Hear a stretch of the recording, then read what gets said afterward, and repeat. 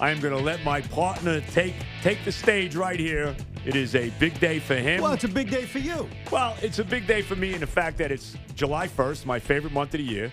I only got 3 days to work this week.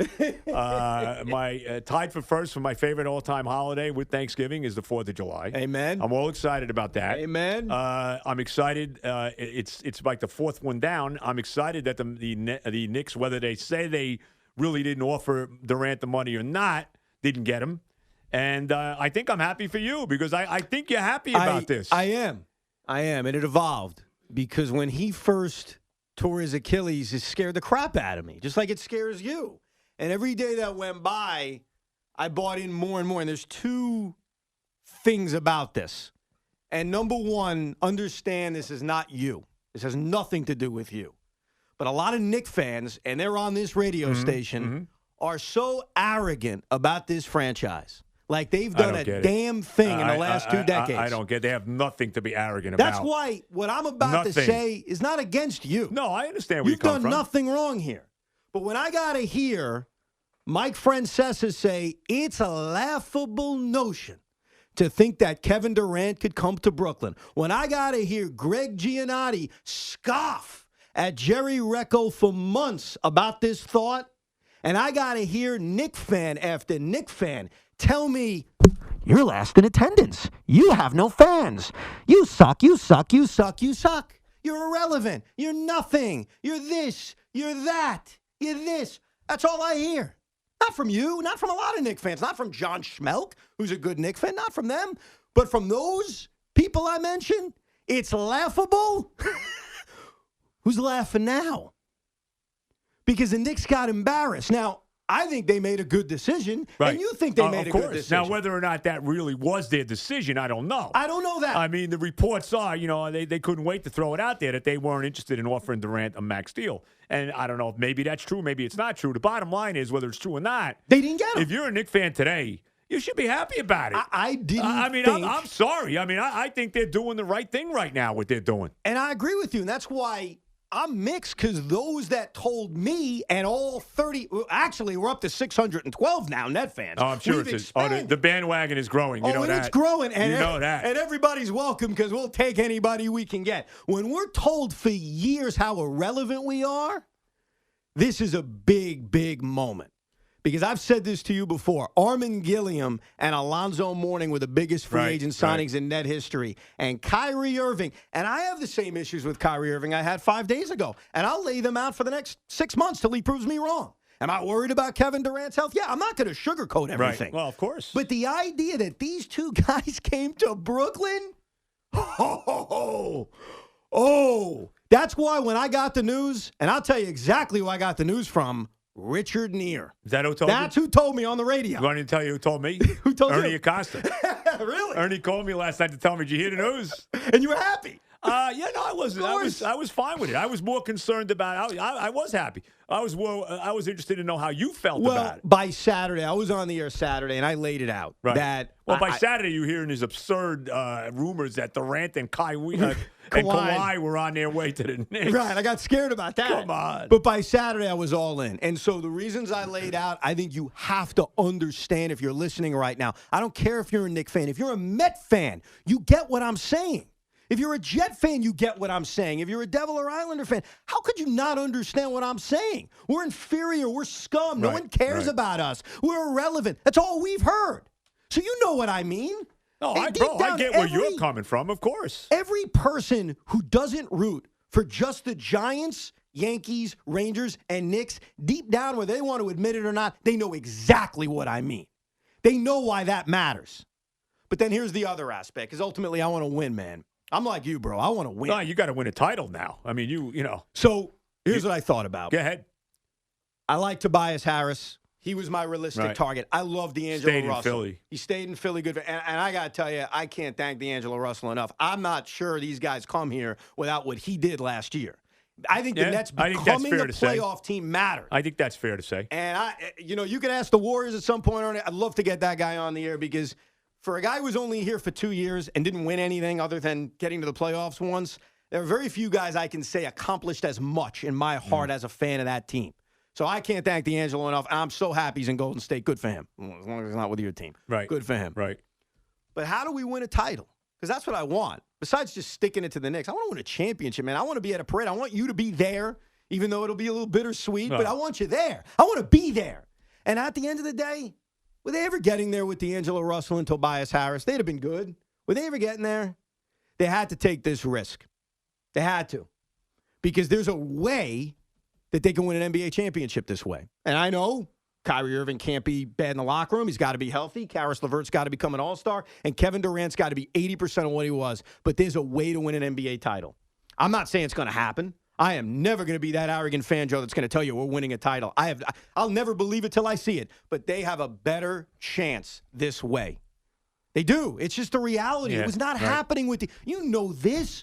What was my best chance? You're honest. What was my best chance to win an NBA title? No, of course. You weren't winning one, even if you brought in Tobias Harris and you know, you kept D'Angelo. I mean, you're a good team, but you're not over the top. They had to do this. Yeah. And you kind of get a year grace period, too. Oh, yeah, no doubt, because Durant's not playing this year. Right. So you got a grace period of a year where Kyrie is going to be the lead guy in his team, and you could watch the development even more of guys like LeVert, guys like Dinwiddie, guys like Jared Allen. Yes. I mean, I don't know how DeAndre Jordan figures into Jared Allen's situation. Well, I mean, how was that? Look, what I think is going to happen, I think Jared Allen's going to the bench, and I think Jared Allen's going to have to learn from DeAndre Jordan. I think Jared Allen started and played big minutes at that age because they didn't have better options. Right. And so I hope Jared doesn't take that as this big insult. Right. I think DeAndre Jordan, without Kevin Durant, was a great fit for this team. Oh, it's good. They need a big body to deal with Joel Embiid. Sure.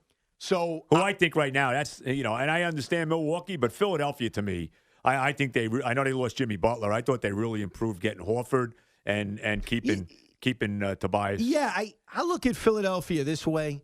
It all comes down to Embiid and Simmons. And they lost Redick, too. And they lost JJ to the Pelicans, absolutely. They don't have a lot of shooters on that team. No. But Ben Simmons' development and Embiid staying healthy are the keys. Yeah. And if those two things happen, Joe, I'm with you. Yep. But if those things don't happen, they're going to be stuck kind of in that stalemate position. I know what you mean. But I want to win a championship the way you want to win a championship. I believe why you were right.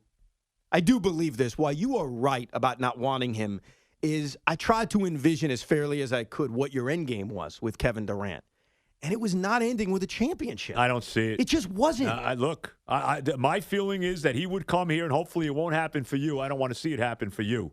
But if he came here, I'm telling you, man, I would just be counting the days till he blew his knee out or something like that. But you know what the thing was, bro? I really would. Even if he didn't, how are you getting to the point of winning a championship? I don't know. You've got a 3-year window after he comes back to go win it. Right. Are you confident that in those 3 years, really 4, because you have the development year, that you are going to be able to put enough around him to win and expect him to be that top guy? Only if the young players really made a major jump. And I don't think the Nets have to have Kevin Durant at Kevin Durant level to win an NBA title. I think if he's at 85% with the ability that Karis LeVert, Kyrie Irving, and Spencer Dinwiddie, 3 of the best players at getting to the basket, those drives and kicks, Durant may just sit on the perimeter, bro. Yeah, that may be his game. That. No, it could be. And that could be enough.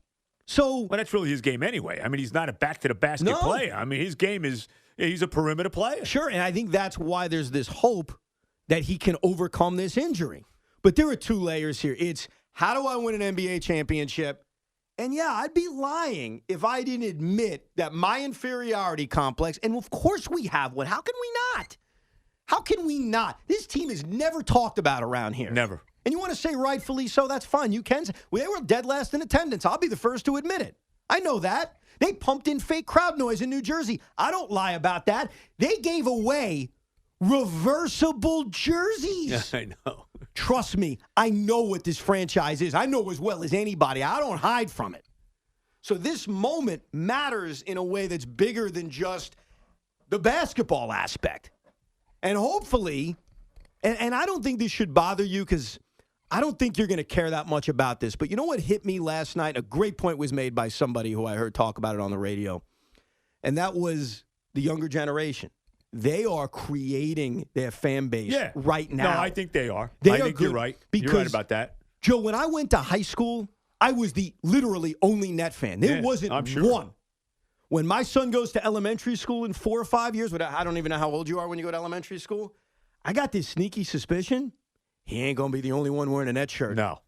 And that matters. Maybe not as much to you and maybe not that much to me right now, but that's how you grow a fan base. I don't expect Joe Beningo to be a Net fan. I don't expect Giannotti or anybody else, but I think that impact for the next generation is huge. Yeah, no, I'm sure. I'm sure that's – look, I mean, they're on the map now, and once Durant gets there next year, it's – the excitement level is going to be through the roof, And as far as the Knick end of it, they just got to quietly start developing these young players. This is what they got to do.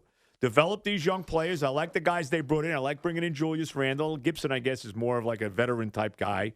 I don't know a lot about Portis. You know more about him than me. I don't know a lot about him. I guess they're going to bring in Reggie Bullock as well. Mm-hmm. But I want to see the young guys play. I want to see Barrett. I want to see Knox. I want to see Robinson. I want to see Randall. I want to see Alonzo Trier. I want to see these guys, and let's see what we got with it. That's where I'm at with the Knicks. I think that's what they've got to do. And so far with what they signed, here's the good and the bad. I'll be honest with you. I'm trying to be as honest as I can. I said to you a few days ago, the way I would approach free agency was 25 and under, and is that contract tradable?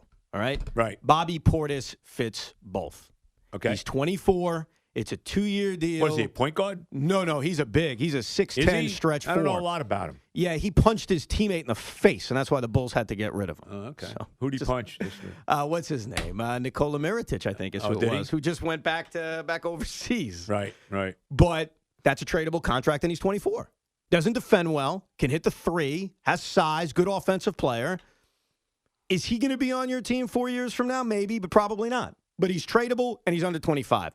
Julius Randle's going to put up monster numbers. You're going to love him because he's going to average 24 and 12. Right. It is what it is. He can't defend either. That's the negative. But he got him for a 2-year deal? They got him on a 3-year deal, but it looks like that third year has partial guarantees in it. Okay. I think that deal will be tradable. So, again, you're 2 for 2 here. Right. Well, you see how good he is, too. Who knows? There's still an upside for him, Yeah, though, too. He's good. He's going to put up so many empty numbers. No offense. I don't mean that as a knock. No, I understand. No, I get what you mean. I know that comes across as a knock, but someone has to score. Someone has to rebound. Right. He's going to do it. And so I think it fits the bill. I think he'll be tradable, and I don't think it's a terrible contract, and he's young. Taj Gibson will definitely be tradable. That's a lunch pail guy. I'd love him on my team. Right.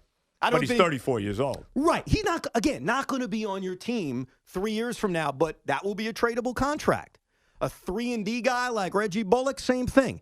The only all those signs are fine. They are. There's nothing wrong with them. There's no bad contracts there. And I think all of them are tradable. Here's the negative. I said this to you since the moment they made the Porzingis trade. I would use my cap room as a weapon, and they still may, but they haven't yet. Andre Iguodala got traded to the Memphis Grizzlies, and the Grizzlies got a pick with light protections in 2024. I don't know what the Warriors are in 2024. No, nobody knows. Why didn't the Knicks do that? The Timberwolves were trying to move hell and high water to get D'Angelo Russell. You could have taken back a Jeff Teague and Andrew Wiggins and say to Minnesota, unprotected first. They can still do it. They still have cap room. I'm not saying it's not happening, but that should be a major freaking focus of this cap room that the Knicks have. Because I stand by what I told you months ago. I think they're in a really good position to rebuild. No, they are. But they got to do it now.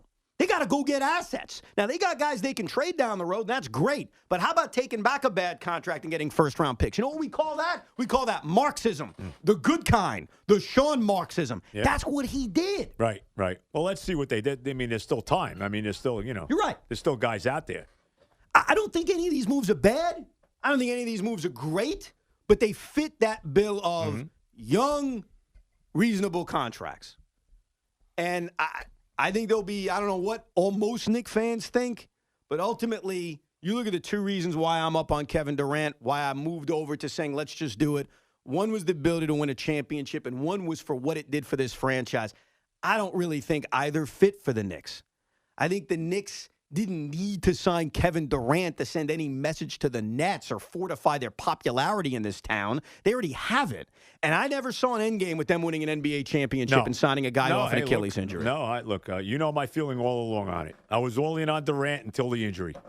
Then that was a major red flag to me. I'm glad whether they were still going to sign him or not. I don't know. I mean, they put this, they said they weren't going to give him max money. I don't know if I believe that or not. I don't know. But to me, it worked out the right way. Well, that's it. Yeah, and that's why, whether you believe him or not, you got what you wanted. Yep. And so that's a win. Yeah. My question, and we'll never get an answer, is so they weren't willing to offer a max deal. What were they willing to offer? They weren't going to offer Kevin Durant anything? They were going to pay him, what, $5 million less than the max deal? I don't know. Or were they just not interested in it? Were they just not interested? I don't know. Because I don't know. I don't know if James My feeling Dolan, is they try. Here's what I really think. they knew they weren't getting him. I think they tried to get him. He didn't even give him an audience, did he? Did he even have a No, meeting because with he him? decided before 6 o'clock. Right. Well, he was decided before that, I'm sure. They knew they weren't getting him. Right. And so Right. for you and for anyone else who didn't want him, I think it's fair to say, look, I don't really care what the Knicks say. The end result is I got what I wanted. That's my feeling. It's a terrible look, though. They shouldn't say anything. They really should. That's the only thing. And I think most Knicks fans may not care about that, that it's a bad PR move. Just don't say anything because you look like a sore loser. Yeah. Whatever. I mean, look, no matter what they say, to me, it worked out the right way. Right. That's You it. got what you wanted. That's it. And by the way, Dolan, Kevin Durant didn't sign a max contract. Just so you know, he actually took less money than a max deal so that his pal DeAndre Jordan could get paid. Right. So I guess I'll ask this question. Who's laughing now? Because I was told this is laughable. I was told, why would you ever think anyone would come to the Nets? And two guys did. And I don't know what this does to the landscape of New York basketball. I have no idea. Ultimately, the biggest thing that could change the landscape of New York basketball is a parade. And that's the end game. And I'll say this to my fellow Net fans. We can revel in this. We can enjoy it. Once those press conferences end, I don't want to hear the name Kevin Durant again for 1 year. He's not on this team. He's a nice luxury for 2020, 2021. There's a big moment for this franchise. There's a big moment for this fan base. Let's get 2 weeks. We got 2 weeks to revel. And then Kevin Durant's name, I don't want to hear it because, Joe, he's not on this team next year. I understand that. Kyrie Irving is on this team. Yes, he is. Karis LeVert is on this team. My guy Spencer Dinwiddie's on this team. That's the focus.